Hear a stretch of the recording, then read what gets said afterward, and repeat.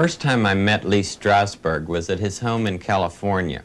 His walls were lined with books and records. In fact, one whole room was filled with nothing but stacks of records. It could have been the home of a musician, or a writer, a professor. The variety of his interests is astounding. Of course, Lee Strasberg is one of the most famous acting teachers in the world.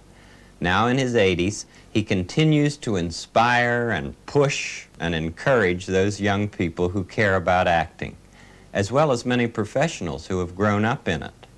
Among the actors who have studied with Lee Strasberg are Paul Newman, Anne Bancroft, Dustin Hoffman, Jane Fonda, Marlon Brando, Geraldine Page, Al Pacino, Susan Strasberg, Carl Malden, Joanne Woodward, James Dean, Julie Harris, Montgomery Clift, Lee Grant, Marilyn Monroe, Steve McQueen, Shelley Winters.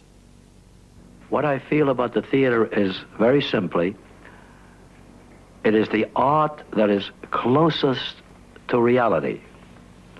Because whereas all the other arts transform reality into a different medium, sound, music, words on a page, you see, painting, and so on and so forth, they capture life, but by transforming it onto, not mechanical, but to a totally different medium. In the theater, and that includes the movies too from that point of view, because to me those are the theater mediums. The living presence of the actor means that you are creating art with the same means that you create life. Unfortunately, you haven't the slightest idea of what I or the teachers have been telling you, because the preconceptions is in terms of the result, not of what you have to create. If you don't know what you're going to have to create, you will never in your life create it. It doesn't happen just by osmosis. Even in the great actor, it doesn't happen. Even an external actor would wake up, he would do, he would pretend, but he would know what he's pretending at least.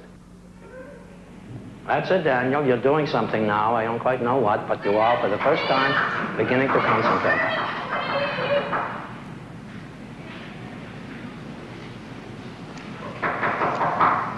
I'll tell you from the start, darling. I know, darling, but it's not true.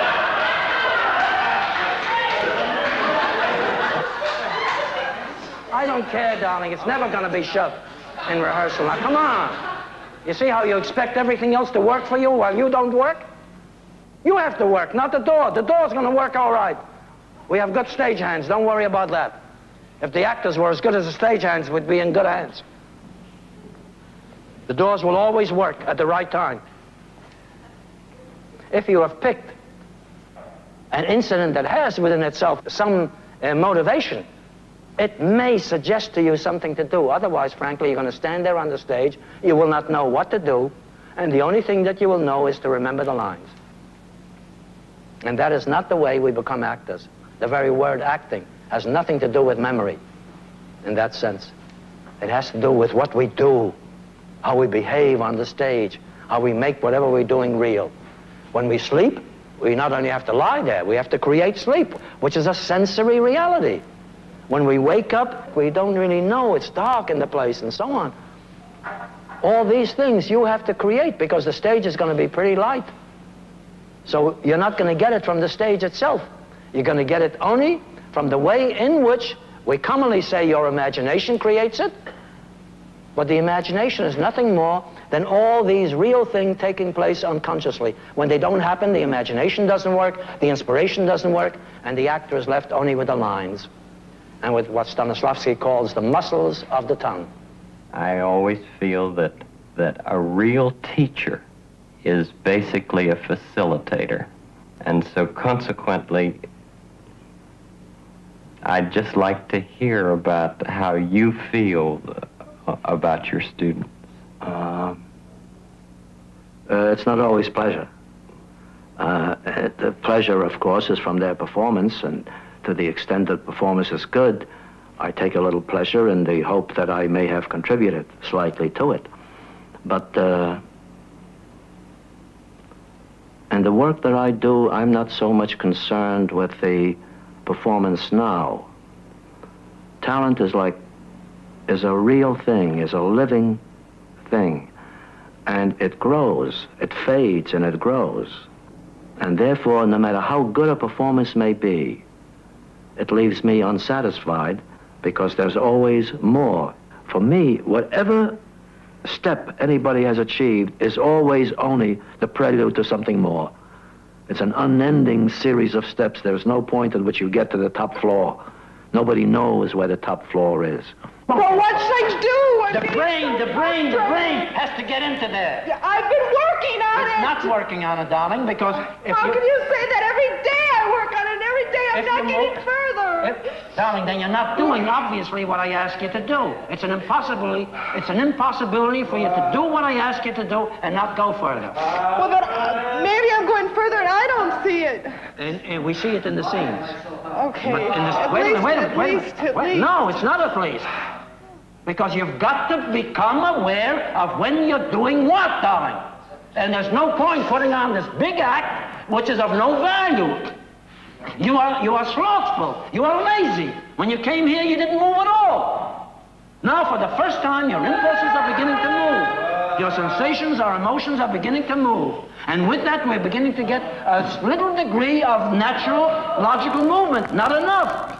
It was extremely difficult for me in acting class because on one hand, I wanted what Lee Strasberg, the teacher, had to say to me, and I needed that help. And on the other hand, I needed Daddy to think that I was enchanting, adorable, and wonderful no matter what I did. It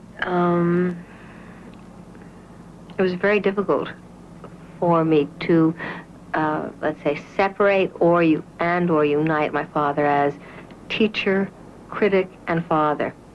And at a certain point, I made, and it was a very deliberate choice, that I would rather keep the relationship with my father.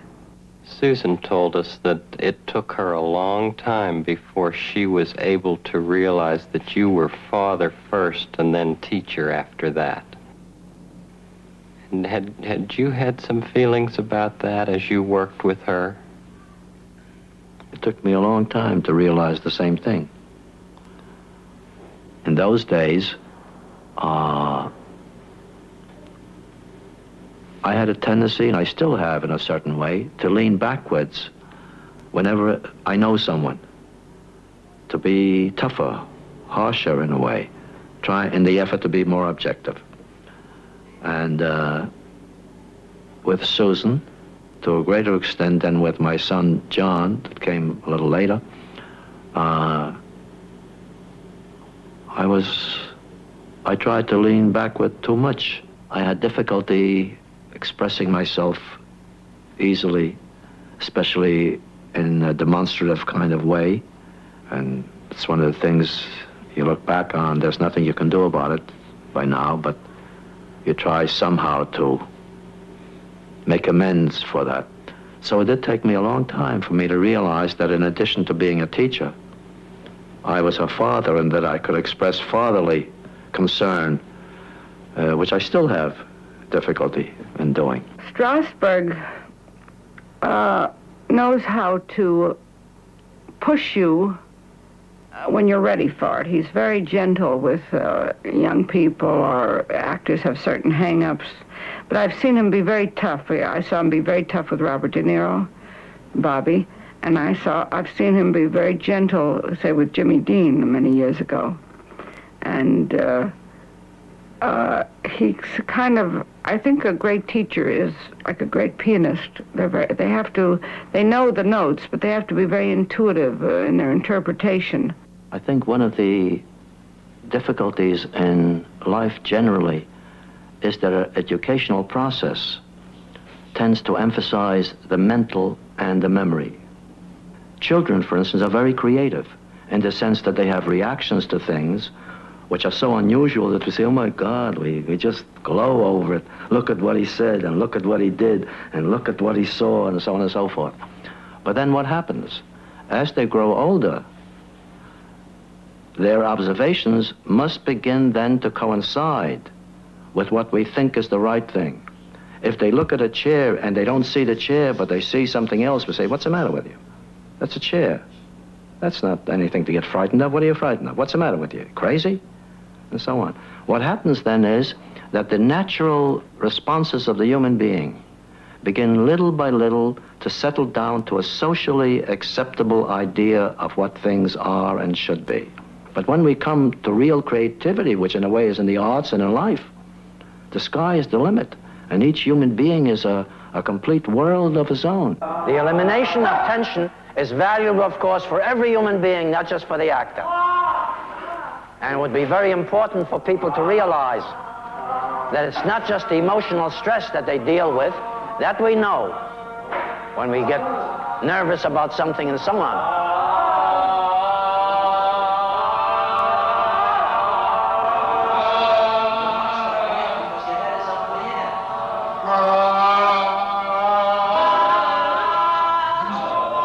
Relaxation is essential to every human being, but for the actor, it is a necessity. Much better. I still feel tightness there, but much better. Look at that. Look at that. I can't open it. You see that? That's tension. The muscles here hold it. This is the most trained area in the human being, because everything from here goes immediately ready to be spoken. No, the fingers. The fingers, the toes, the shoulders.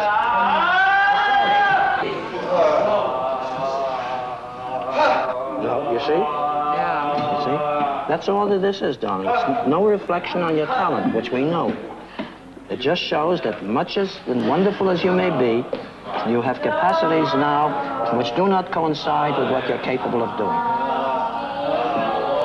Too much of what you do may be mental.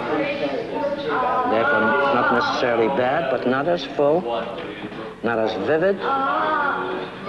See, I feel there a little watching too much. You want to know which way. And the actor has to be aware, but it can't be critical. What's the matter?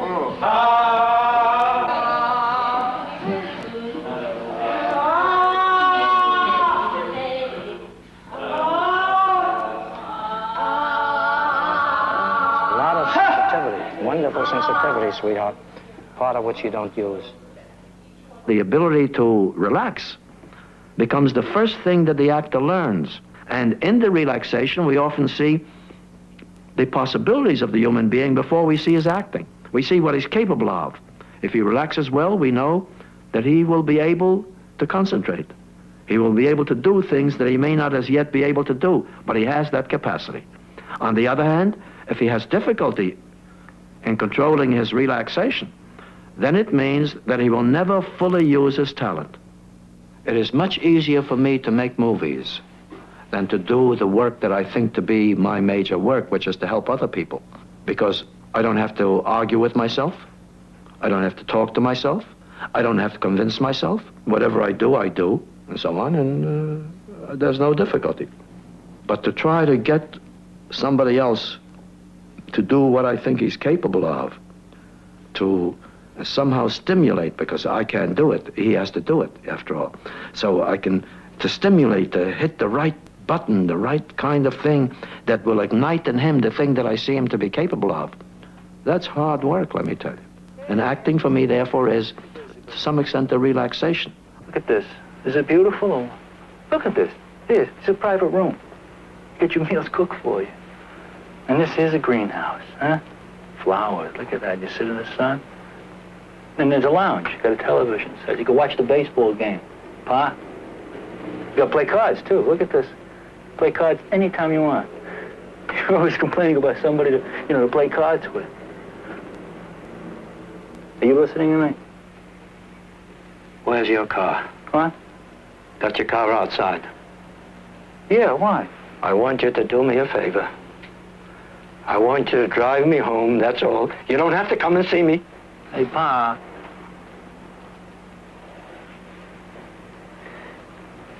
You haven't got the apartment anymore. What do you mean? Mrs. Kurowski rented it yesterday. You're lying. She can't do that. Your rent was 3 weeks overdue. It's the law. I know the law. She can't throw me out.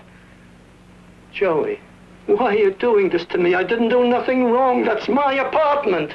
Come on. I got my things, and you take me. Oh, you can't. There's somebody else living there now. You're lying. I'm not lying to you. I think he's wonderful. I was surprised. I think when I saw my father in Godfather 2, I was really surprised. He had told me he was a good actor. Well, you know, when he started out, and I know he would kind of talk about that. You know, he was a comic actor also. He started out in Garrick Gaieties. But because of the nature of his mind and intellect, people thought of him a certain way. And when I saw him, it really knocked me out, because he was wonderful. He practiced what he preached, which, if you realize that a lot of other acting teachers have tried to make that transition, a lot of good acting teachers tried to make the transition back and could not, and didn't do it, because there was too much of a dichotomy between what they said and the work that they produced. When a student comes to me, I always see myself when I was young. Something in me, even at that time, was reaching out for something that I myself was not aware of. It's an interesting quality, so I don't want to, frankly, fiddle around with it too much. In fact, even as I say it, I become moved by those memories. One of the things that is strongest in my memory is my father, whom I never got to know, who was a very simple person, a worker, quiet, not very demonstrative. We were not a demonstrative family. And that was one of the great sadness of my life, that I never really came close to him. At the end of his life, when he was dying, and he lived fortunately to a ripe old age, I hope to, if I succeed in reaching his age, I'll be doing pretty well. He asked to have a translation of Spinoza in Yiddish. And yet I'd taken him to be just a simple person, not particularly educated, so on. He never really learned to speak English. And once I asked him, I still remember that, and it moves me very much. I asked him, why didn't you ever learn English? I'll never forget his answer. It's a little difficult for me. He said, if I'd known I would live so long. He hadn't expected to live as long. I was born in a very poor environment, and we were part of that phase of American development when people came from abroad. I, too, came from abroad. I was not born in this country. I came here when I was about 7. My family had no artistic interest. In that sense, they were simple people, what you might call ordinary people, which doesn't mean that they were insensitive, but they were simple people. And one of the things I hope is that I've remained as simple as they are, that I haven't assumed any phony or other kind of, ways and manners. Otherwise, I would lose my contact with reality and with other people, you see. I would begin to judge them in a different way, a different light. It's difficult for me to describe. I spoke about my father to you. It's difficult for me to talk about my mother. I was really very close to my mother, because when my father left, that's who my family was my mother. And her face, if you saw it, was a very open face. She must have been quite beautiful when she was young. Quite lovely face. And I can't tell you anything special about her. It's just a feeling which is special. Except there are times when you have this strange feeling that she's hovering over you in some strange way. And what I see usually is her face. Very open, kind of kind. have fed you in many ways. Yes, I think so, but I could not really define what the ways are. Maybe they're too many and too deep in that sense and too natural, so that they're not singled out. It's probably some totality of being in which in some way or other has influenced my own totality of being. So it's really very difficult. It's sometimes like great acting. It's very difficult. Some people say, well, she's a great actress. What did she do? You say, well, she was a great actress. Yeah, but what did she do? We always look for tricks, as if that's the great acting. No, tricks are not the great acting. And when you have to describe the greatest actress, Laura Taylor, Eleonora Duse, whom I was fortunate to see, you say, well, she didn't do anything. That was the greatness. That it wasn't acting in the obvious sense of the word. You couldn't tell that she was acting. There's only one thing that differentiates people, and that's the degree of talent that they have. That does differentiate people. People are in that sense unequal, you see, the degree of talent. But there again, one never knows who will possess the talent, who will become the great artist, even the great scientist and so on, who will make the great discovery. We don't know. We never know. And one of my favorite maxims is the one that I first learned from the great English artist Gordon Craig. I think it's taken from Blake, if I'm not mistaken, or Browning. I don't remember whom he took it from. It's a phrase that says, a man's reach should exceed his grasp, or what's a heaven for? I think it comes from Browning.